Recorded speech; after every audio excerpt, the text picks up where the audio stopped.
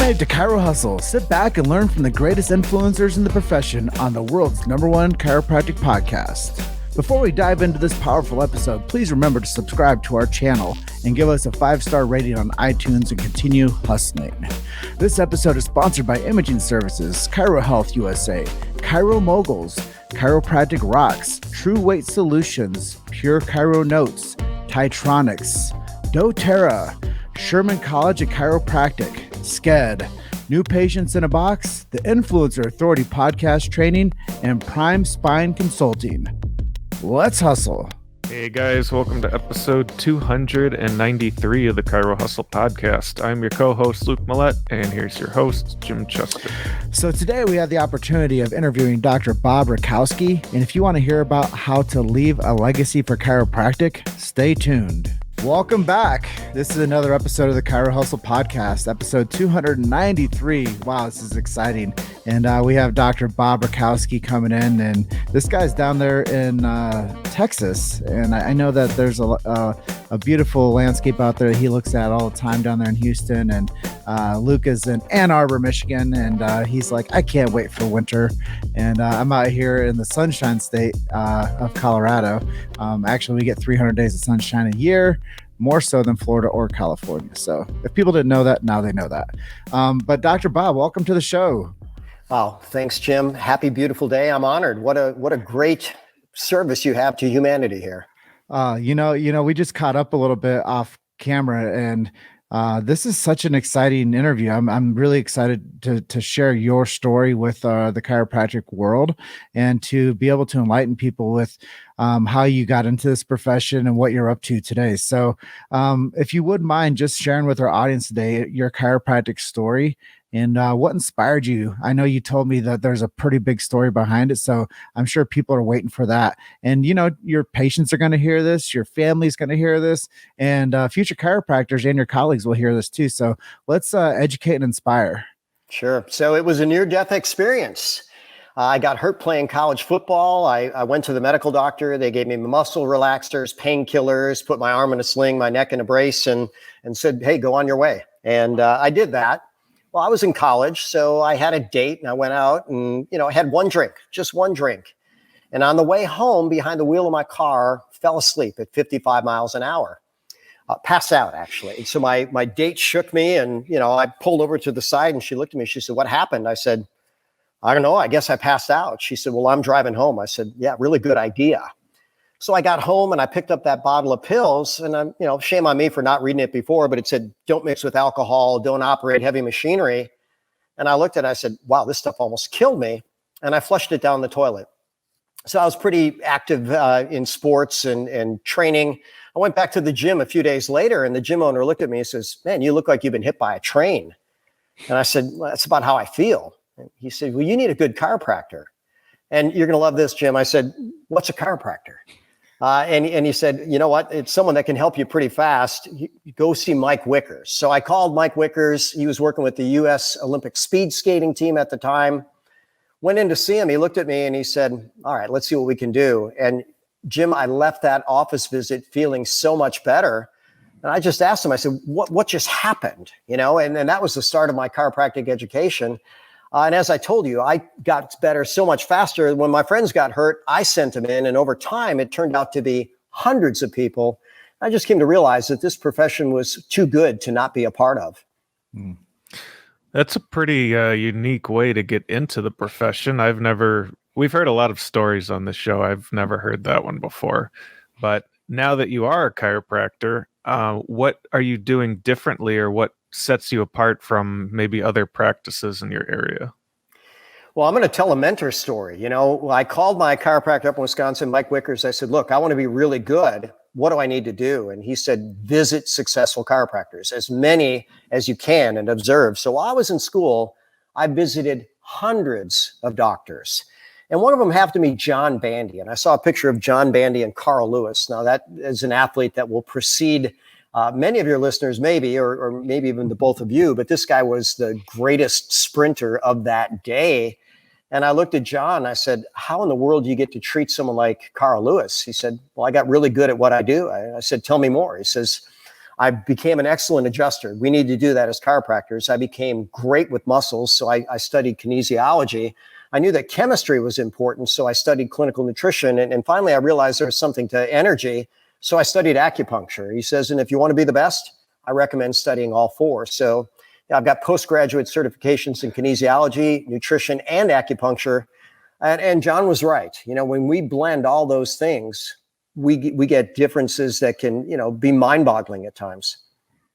And you're bridging into your 30th year, man. What is it like for you to have this legacy that you're building for yourself with a beautiful career in chiropractic? Boy, I love the way you said that in terms of legacy. There's probably not a week that goes by that we don't have absolutely amazing feedback from people where their experience has been life-changing. You talk about chronic illnesses, just the body can take care of it when it's balanced. Or you look at, I've been blessed to have treated world champion athletes from every major professional sport. Years ago, I treated Michael Bennett, and the year I treated him, he went from being on the injured squad to winning a Super Bowl and signing a $28.6 million contract extension. And the rewards are beyond amazing emotionally and financially. Well, it looks like our good friend Dr. Tom has a question for you. If you don't mind reading that and maybe giving him a little feedback on the interview, I think it will kind of make it interactive and fun.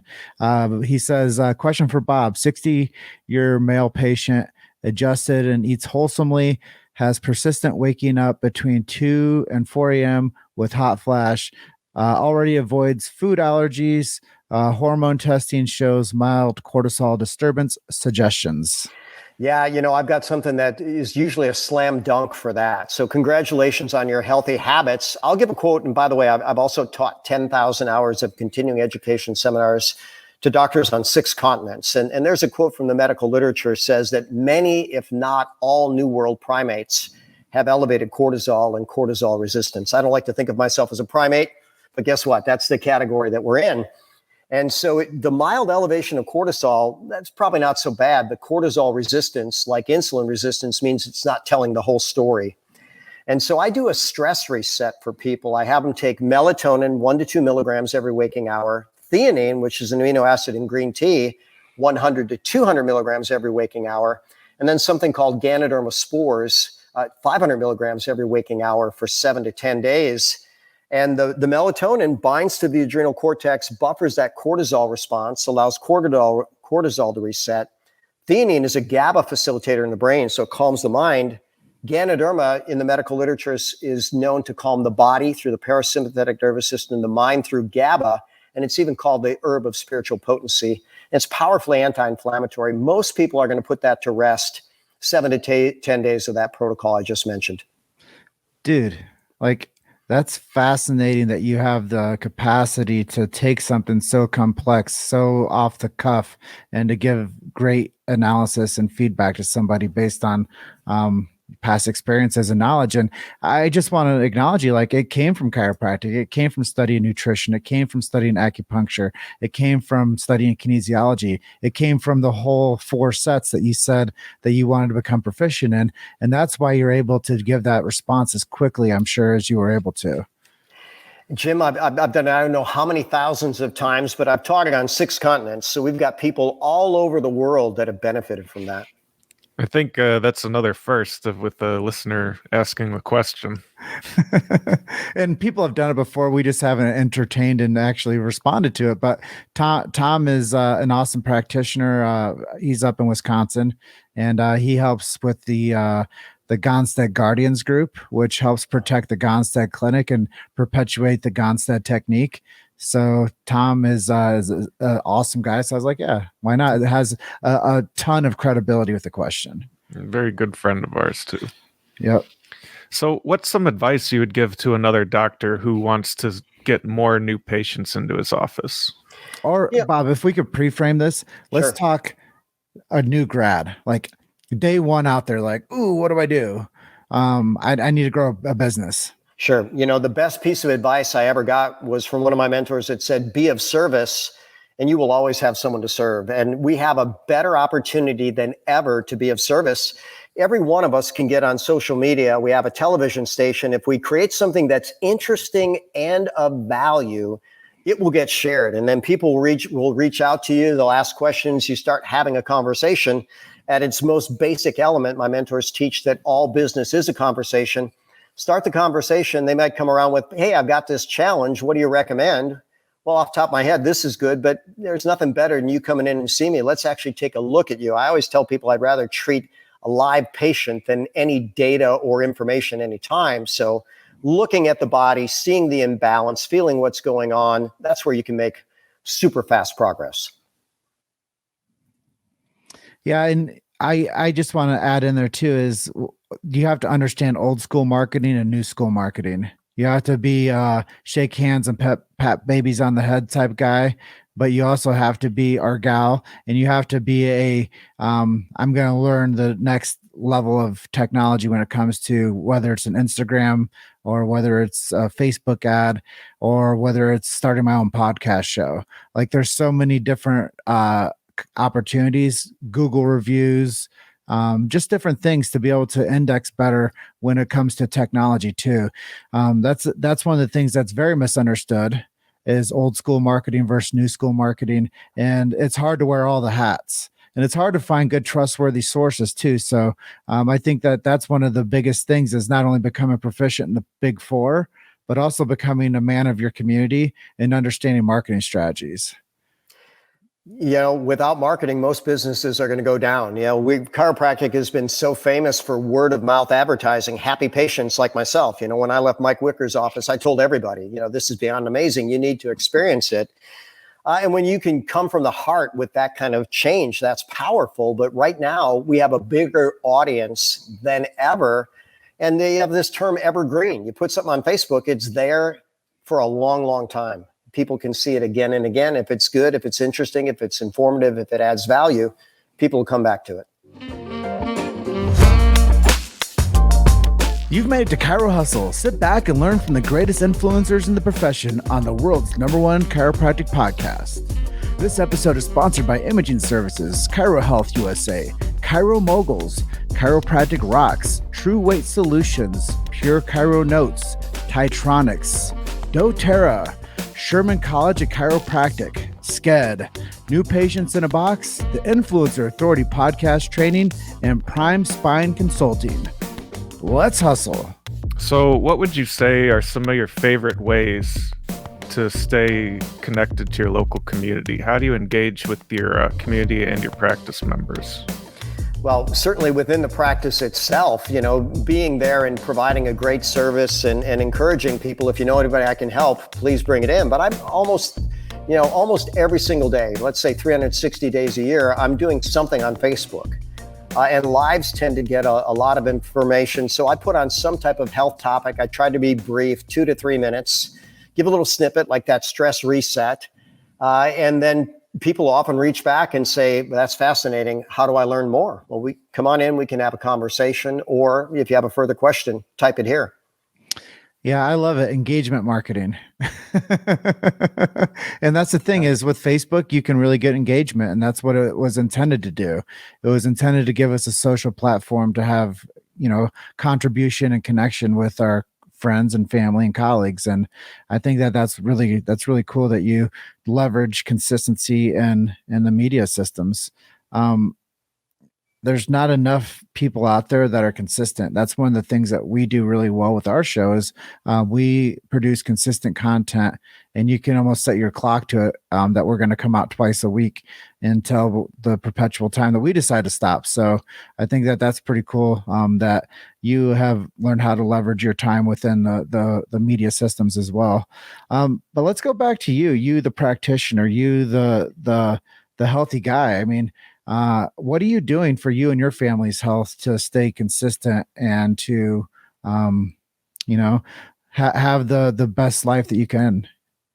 For years, I've taught the Magnificent Seven. You've got to eat right, drink right, think right, move right, sleep right, poop right, talk right every single day. And, so we're going to make organic choices. We're going to have all super clean green stuff throughout our house. We make sure that we budget quality time for really good sleep and good leisure activity and good connections. And, we built this house. Now, Kelly and I are empty nesters. We've been married 33 years. We've got 3 fantastic children, and our 3rd granddaughter due this week.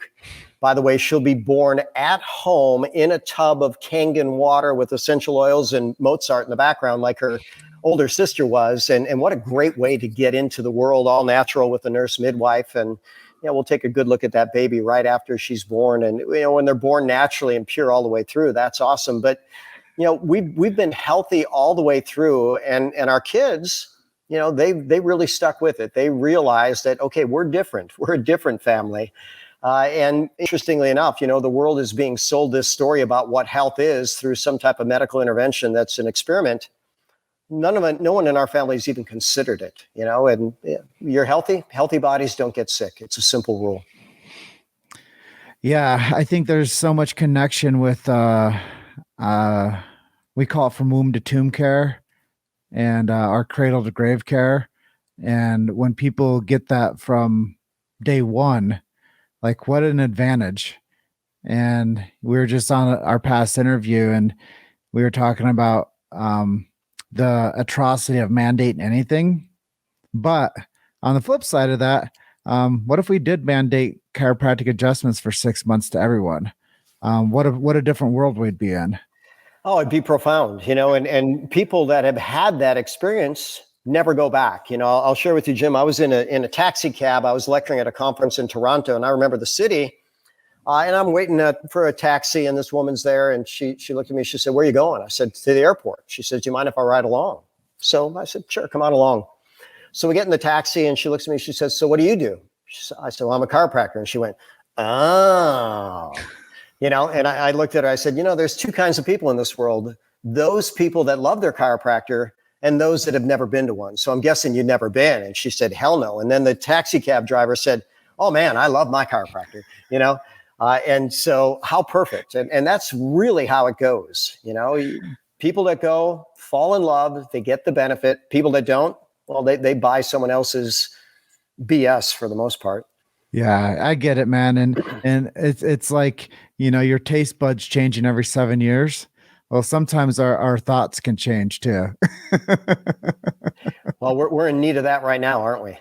Yeah, I think it just takes a lot of social responsibility and maturity, and for people to be sensitive to other people's fears and anxiety and what their beliefs are, and to let them know that, hey, you know what, it's okay. You don't have to eat vegetables, but they're full of nutrients and vitamins. And if you want to have a healthy body when you hit your winter season of life, you better think about it, and you better think about what you're putting into the body and what you're doing to maintenance the body. And yeah, you can believe in another paradigm, but it doesn't mean that you're going to be functioning well and you're going to be thriving. And that's the other part of it, is we're not passing misinformation or bad quality of life tactics to people. Chiropractic is passing on the quality of life. And you don't have to be a believer. I think Sid Williams said it. Chiropractic's just like gravity. It works whether you believe in it or not. You don't have to believe in chiropractic. The adjustment just always works. Well, he was right. And what an icon he is. And again, for most people, a visit or 2 is all they need to really understand that there's something to this and something they can't get anywhere else. So we talked legacy, 30 years practice. Where's it going, man? Where's this beautiful profession going? And with this age of misinformation and governmental politicized mandates in medicine, where are we going as a chiropractic world? I'm going to go to Churchill for a quote. Churchill said, "Truth is incontrovertible. Malice may attack it, ignorance may deride it, but in the end, there it is." And we have the truth about health. The body was designed to heal and above down, inside out. And whether we're talking above down from the heavens with all that beautiful energy coming in, or we're talking about our brain energy passing through our body, through the spinal cord and peripheral nervous system, health requires that. And I think it's not going to take 30 years for this profession to really blossom to the next level. I think it's going to happen in the next few. In my own clinical practice, Everybody that I've seen that we put on an immune protocol has not had a significant problem with the virus. And those are people in their 80s, well-adjusted, well-balanced, eating a good diet, moving their body, breathing fresh air, doing the right amount of supplements. I'm not even aware of anybody we put on an immune protocol that even ended up in the hospital. So compare that to the rest of the world. And when you get people that aren't taking care of themselves, when they're in the medical model, Jim, one thing you might appreciate, and Luke as well, I started doing a 100-day update on COVID, and I put something on Facebook every day.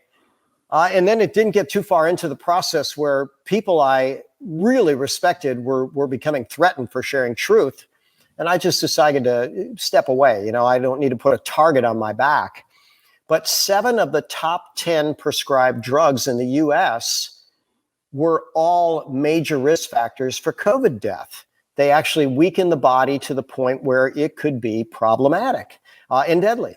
And, people need to look at that and say, wait a minute, if this is making us sick and putting us at risk, maybe we should just stop this. And maybe not stop at cold turkey because they become dependent on it, but transition out through becoming healthy. And most people can do that. Well, here's an interesting question. If there was anything you could change about chiropractic, what would it be and why? Wow. Well, it would have to be the public perception. The practice of it is beyond amazing. But, even where I went to school, they were trying to pigeonhole us into being back doctors. And as one of my great mentors said, we've been in a profession for 100 years. He celebrated the 100-year anniversary. He says, imagine in the next 100 years, they might say, well, they're good for next too. But the first chiropractic patient, Harvey Lillard, was deaf. And D.D. Palmer gave him an adjustment. He got his hearing back. And then later on, we found the neurologic science where that could happen. Now, is it a cure for deafness? Absolutely not. But does it reduce stress in the body? Absolutely, it does. And do bodies do better with less stress? They do. And sometimes the changes can be miraculous.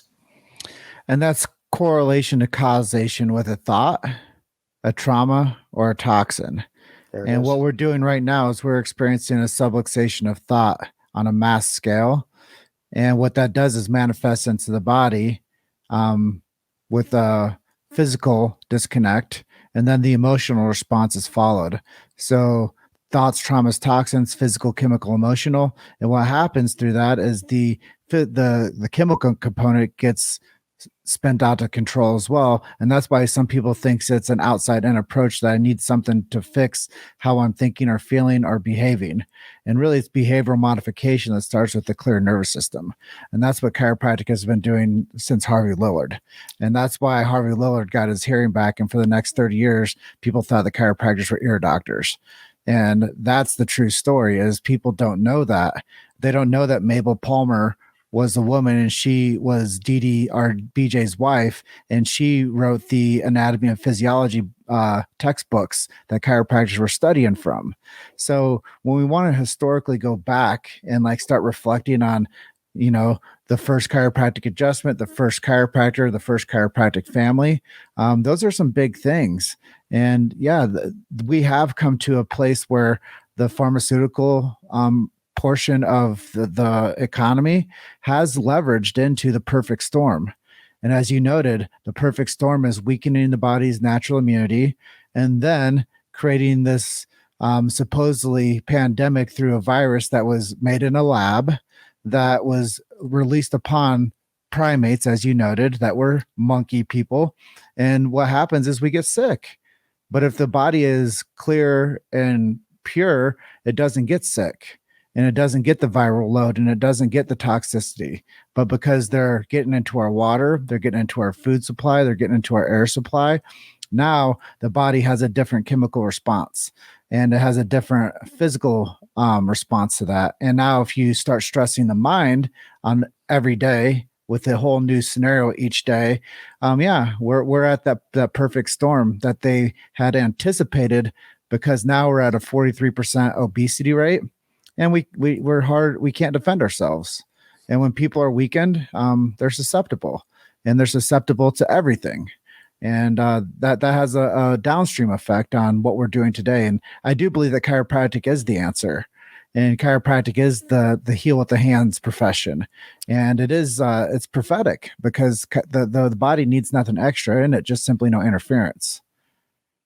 Very well said. And, I don't know how big a tangent we want to go on this, but when you look at how the lengths they're going at to feed the mind garbage, to feed the body garbage, to deprive people of connection, to deprive them of good oxygen by putting masks on their face. And, someone made an observation early on.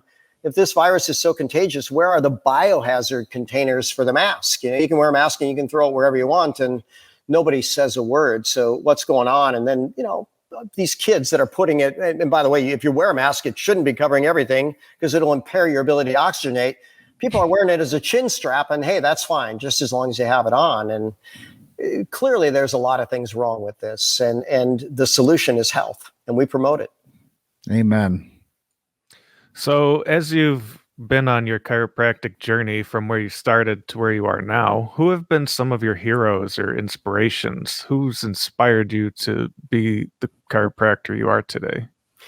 I'm going to go with Dan Murphy, really being the primary guy. He's a great educator, fantastic chiropractor. He wrote lots of books on whiplash and spinal trauma, a neurologic genius, a biochemical genius. And I listened to Dan. I went to one of his seminars when I was still a student, and I've followed him ever since. And I thought, wow, this guy has really taken what we know about science, what we know about physiology, what we know about neurology, applied it to chiropractic, and then showed, hey, here's how nutrition can get in there the same way. And he makes it as simple as anybody ever has. And, he lets people know that we have a good answer.